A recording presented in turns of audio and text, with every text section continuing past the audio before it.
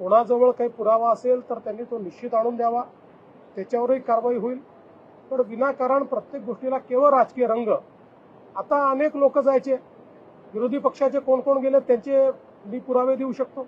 माझ्याकडे सर्वात जास्त तर माझ्याकडे पुरावे आहेत याचे, पण ते पोलिसांकडे आहेत. ते पोलिसांचं काम आहे, ते माझं काम नाही आहे. त्यांना खरातांना भेटणाऱ्यांपैकी कोणाचं इन्व्हॉल्वमेंट असेल तर कारवाई होईल. पण कोणी भेटलंय अशा याच्यावर जर कारवाई आपण करायला लागलो तर मला असं वाटतं की मग तुम्हाला माहिती आहे की कोण कोण काय काय कसं कसं करायचं. आता कालच तुम्ही देखील त्यांना आउट ऑफ टर्न पाणी कोणी दिलं, कसं दिलं, 40 किलोमीटर पाण्याची लाईन कशी दिली, हे सगळं तुम्ही काल दाखवलेलं आहे. त्याच्यामुळे मला असं वाटतं की याच्यामध्ये राजकारण करू नये. हा महिलांच्या डिग्निटीचा प्रश्न आहे. अशा प्रकारे आपल्या तथाकथित शक्तींचा उपयोग करून महिलांना भरीस पाडणं यापेक्षा वाईट गुन्हा असू शकत नाही.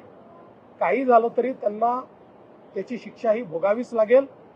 सरकार आणि पोलीस याकरता जे करावं लागेल ते करायला तयार आहे.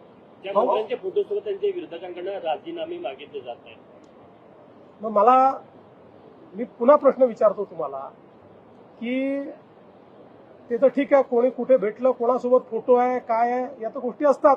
कोणी कोणासोबत फोटो असू शकतो. पण ज्यांनी मंत्रिमंडळाची विशेष बैठक बोलवून 40 किलोमीटर दुरून त्यांना पाणी दिलं त्यांना काय शिक्षा द्यायची?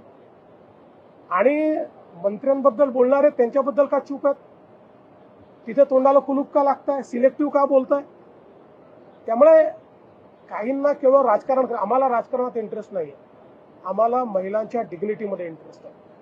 आम्हाला ज्या महिलांच्या सोबत त्यांनी दुर्व्यवहार केलाय त्या प्रत्येक महिलेला न्याय दिल्याशिवाय आम्ही शांत बसणार.